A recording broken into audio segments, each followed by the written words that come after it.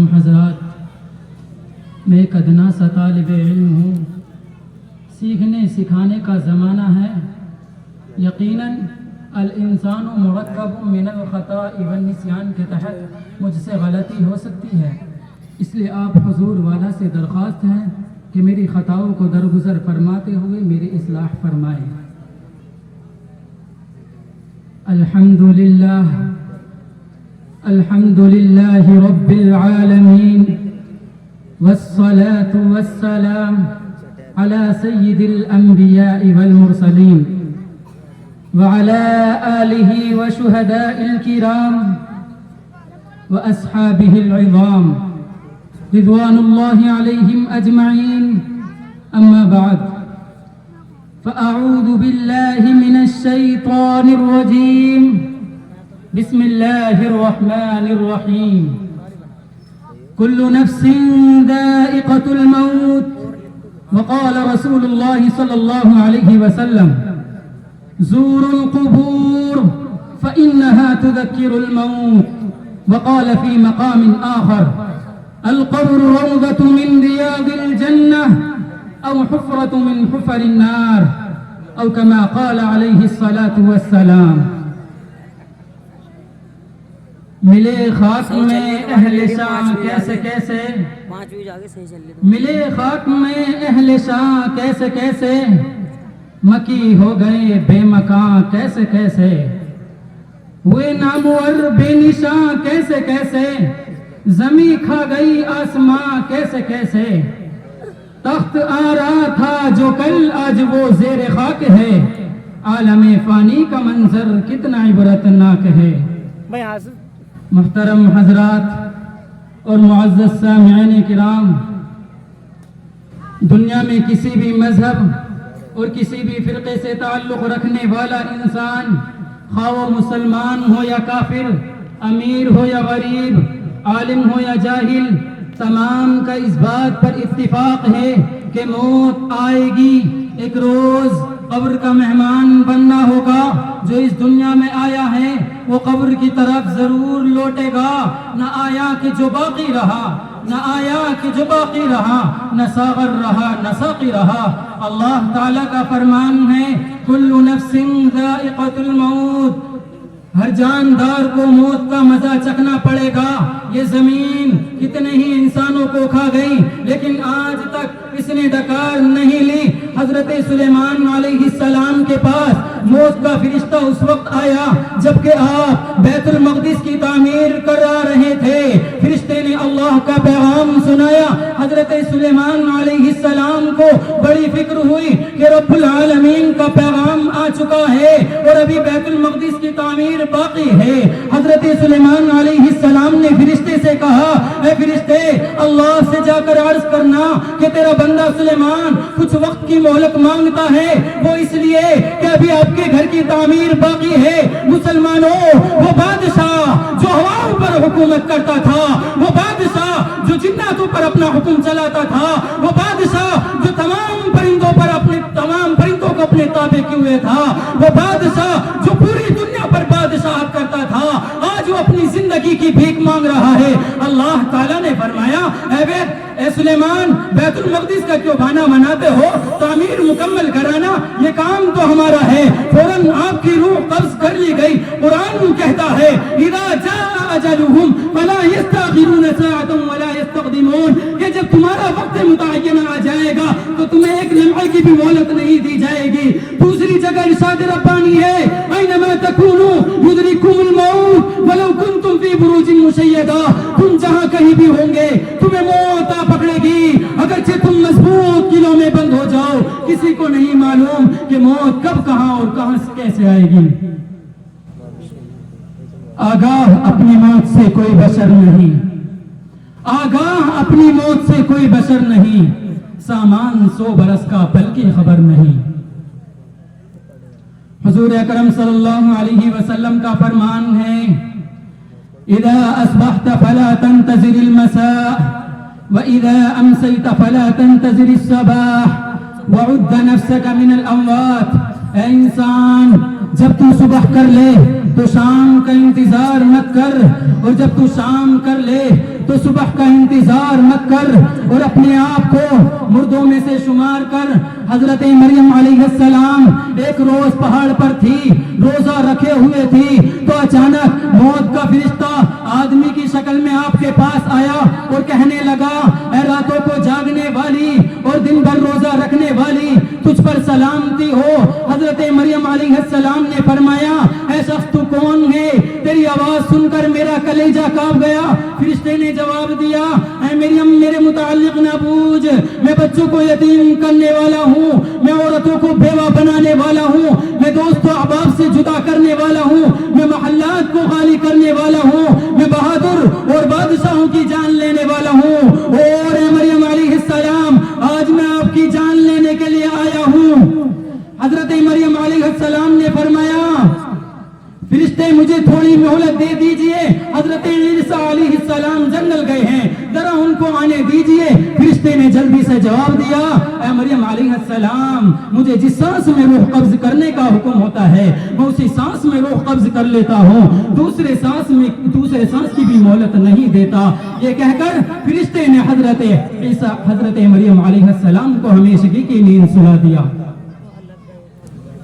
جب حضرت عیسیٰ علیہ السلام وہاں تشریف لائے، دیکھا کہ پیاری والدہ اللہ سے جا ملی، تو بارگاہ خداوندی میں عرض کیا، اے میرے مولا، اے میرے آقا، جس وقت میری والدہ کا انتقال ہوا میں اس وقت یہاں موجود نہیں تھا، میری والدہ کو زندہ کر دیجئے۔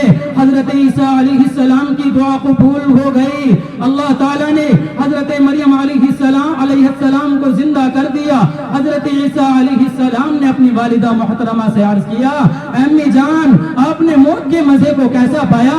حضرت مریم علیہ السلام نے فرمایا، بیٹا کیا بوجھتے ہو، موت کا ذائقہ اتنا تلخ ہے کہ قیامت تک بھی اس کی تلخی میرے منہ سے نہیں جائے گی، اور ملک الموت کی دہشت ہمیشہ یاد رہے گی۔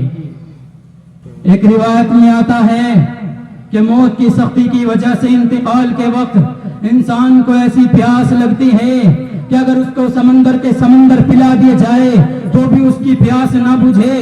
اور ایک روایت میں یہ بھی آتا ہے کہ موت کی سختی کی وجہ سے انتقال کے وقت انسان کو ایسی تکلیف ہوتی ہے کہ اگر کسی انسان کے تلوار سے 300 ٹکڑے کر دیے جائیں تو بھی اس کو ایسی تکلیف نہ ہوگی جیسا کہ موت کی سختی کی وجہ سے انتقال کے وقت ہوتی ہے۔ اور کرو مسلمانوں، اس کے لیے ہم نے کیا تیاریاں کر رکھی ہے؟ آج کا مسلمان تو یہ سوچتا ہے کہ جب ہمارا آخری وقت آئے گا تو ہم توبہ و استغفار کر کے اللہ کو راضی کر لیں گے۔ محترم حضرات، امام غزالی رحمت اللہ علیہ جو اپنے وقت کے جلیل القدر امام ہیں، انہوں نے ایک عجیب انداز سے بات سمجھائی۔ فرماتے ہیں کہ ایک بادشاہ کا باغ تھا جس کے کئی حصے تھے، اس نے اپنے غلام کو بلایا اور اس کے ہاتھ میں ٹوکری دے کر کہا، اے غلام تو اس باغ میں داخل ہو جا اور اچھے اچھے پھلوں سے ٹوکری کو بھر کر لے آ، مگر شرط یہ ہوگی کہ جس حصے سے تو ایک مرتبہ گزر جائے اس میں دوبارہ لوٹ کر نہ آنا۔ غلام ٹوکری لے کر ایک طرف کے دروازے سے باغ میں داخل ہو گیا، پہلے حصے میں داخل ہوا، یہاں پھل تو ہیں لیکن اچھے نہیں۔ اگلے حصے میں داخل ہوا، دیکھا پھل یہاں پہلے کے مقابلے میں اچھے تھے، سوچنے لگا کہ کچھ پھل توڑ لوں، لیکن فوراً خیال آیا کہ اگلے حصوں میں اس سے بھی بہتر ہوں گے، وہاں سے توڑ لوں گا۔ جب اس سے بھی اگلے حصے میں داخل ہوا، دیکھا کہ پھل وہاں بہت اچھے ہیں، توڑنے جا رہا تھا تو فوراً یہی خیال آیا کہ اگلے حصوں میں اس سے بھی بہتر ہوں گے، وہاں سے توڑ لوں گا۔ جب یہی سوچتا ہوا جب بالکل اخیر والے حصے میں پہنچا تو دیکھتا کیا ہے کہ درختوں پر پھل ہی نہیں ہے۔ اب افسوس کرنے لگا، کاش میں پہلے ہی حصوں سے پھل توڑ لیتا، آج میری ٹوکری خالی نہ ہوتی، اب میں بادشاہ کو کیا منہ دکھاؤں گا۔ امام غزالی رحمت اللہ علیہ فرماتے ہیں کہ بادشاہ اللہ رب العزت کے مانند ہے، اور وہ غلام جو باغ میں جا رہا ہے وہ تو ہے، اور ٹوکری سے مراد تیرے نامہ اعمال ہے، اور تیری زندگی کی مثال باغ کے مانند ہے، اور اس کے مختلف حصے تیری زندگی کے ہر دن کے مانند ہے۔ اب تجھے ہر دن میں نیکیوں کے پھل توڑنے کا حکم دیا گیا ہے، لیکن تو روزانہ سوچتا رہتا ہے کہ میں کل سے نیک بن جاؤں گا، لیکن تیری نہ کل آئی ہے اور نہ آ سکے گی، اور اسی حال میں تجھے اللہ کے پاس جانا پڑ جائے گا۔ مسلمانوں، یہ موت ہے جو ایک اٹل حقیقت ہے، اس نے کتنی اڑتی ہستیوں کو زیر خاک کر دیا، اس نے کسی کو نہیں چھوڑا، سب کو اپنی لپیٹ میں لے رکھا ہے، اس کو کوئی چیز ٹالنے والی نہیں۔ مسلمانوں، موت کو اگر حکومت کے ذریعے ٹالا جاتا تو فرعون کو کبھی موت نہ آتی، موت کو اگر قوت و طاقت کے ذریعے ٹالا جاتا تو رستم و سہراب کو کبھی موت نہ آتی، موت کو اگر دواؤں کے ذریعے ٹالا جاتا تو افلاطون کو کبھی موت نہ آتی، موت کو اگر حکمت و دانائی کے ذریعے ٹالا جاتا تو لقمان علیہ السلام کو کبھی موت نہ آتی۔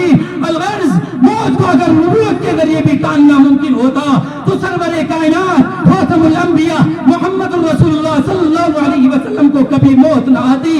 روزانہ ایک فرشتہ اعلان کرتا ہے، الا یا ساکن القصور المعلا، الا یا ساکن القصور المعلا ستدفن عن قریب فی التراب۔ اے بلند و بالا محلات میں رہنے والے، خبردار، تجھے عن قریب مٹی میں دفن ہونا ہے، تجھے عن قریب قبر میں دفن ہونا ہے۔ مسلمانوں، یہی وہ قبر ہے جو کفن کو پھاڑ دیتی ہے، جو بدن کے ٹکڑے ٹکڑے کر دیتی ہے، گوشت کو کھا جاتی ہے، ہڈیوں کو ایک دوسرے میں داخل کر دیتی ہے۔ آج ہمیں کیا معلوم کہ وہ کپڑا جو ہمارا کفن بننے والا ہے وہ دکانوں پر فروخت ہونے کے لیے آ چکا ہے۔ ہم موت کو بھولے ہوئے ہیں، لیکن موت ہمیں نہیں بھولی۔ وما تدری نفس بأي أرض تموت، کسی کو نہیں معلوم کہ موت کب کہاں اور کیسے آئے گی۔ تمام انسان خواہشات کو مکمل کرنے میں لگے ہوئے ہیں اور اس کا سامان اکٹھا کر رہے ہیں۔ کاش کہ آج کا انسان ہر دن کو زندگی کا آخری دن تصور کرتا اور کامیاب ہو جاتا۔ اے بے خبر، حیات کا کیا اعتبار ہے؟ اے بے خبر، حیات کا کیا اعتبار ہے؟ ہر وقت موت سر پر بشر کے سوار ہے۔ عزیزان ملت، وقت کی ہے قلت، اس لیے میں مختصر سا واقعہ بیان کر کے اپنی تقریر کو ختم کر دوں گا۔ حضرت فاطمہ رضی اللہ تعالی عنہا، جو نبی کریم صلی اللہ علیہ وسلم کی پیاری اور لاڈلی بیٹی ہے، ان کا جنازہ رات کے وقت میں اٹھایا گیا۔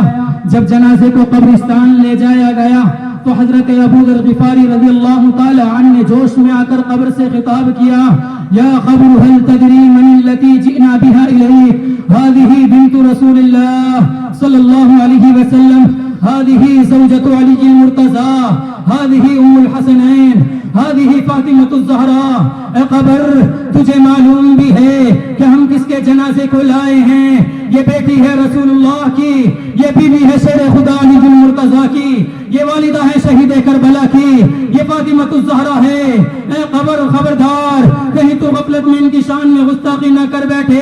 قبر سے آواز آئی، یا ابا ذر لست انا موضع حسب ولا نسب، انا موضع عمل صالح فلا ينجو الا من كثر خيره وسلم قلبه وخلص عمله۔ اے ابو ذر، قبر حسب و نسب بیان کرنے کی جگہ نہیں ہے، یہاں تو صرف عمل صالح کام آ سکتے ہیں۔ یہاں وہی آرام پائے گا جس کا دل مسلمان ہوگا، جس نے نیک اعمال جمع کر رکھے ہوں گے۔ مسلمانوں، قبر سے یہ نہیں کہا جاتا کہ گورنر ہے اس کو کچھ نہ کہنا، یہ صدر ہے اس کو چھوڑ دینا، یہ بادشاہ وقت کا بیٹا ہے اس کے ساتھ سختی نہ کرنا، یہ نبی کی اولاد ہے اس کا ادب کرنا۔ اونچے حسب و نسب والا ہونا وہاں کچھ کام نہ آئے گا۔ مرنے کے بعد یہ نہیں کہتے ہیں یہ گورنر ہے، یہ صدر ہے، بلکہ کہتے ہیں یہ لاش ہے۔ مرنے کے بعد عہدے ختم، وزیر کی وزارت ختم، اسی دن دوسرا منتخب کر لیتے ہیں۔ اس لیے مسلمانوں، ہمیں چاہیے کہ ہم مرنے سے پہلے اللہ تعالیٰ کے حکم کو اور نبی کریم صلی اللہ علیہ وسلم کے طریقے کو اپنی زندگی میں اتار لیں۔ میں اللہ تعالیٰ سے دعا گو ہوں کہ اللہ تعالیٰ ہم سب کی عذاب قبر اور موت کی سختیوں سے حفاظت فرمائیں۔ یا رب، تیری رحمت کا امیدوار آیا ہوں، یا رب تیری رحمت کا امیدوار آیا ہوں، منہ ڈھانپے کفن میں شرمسار آیا ہوں۔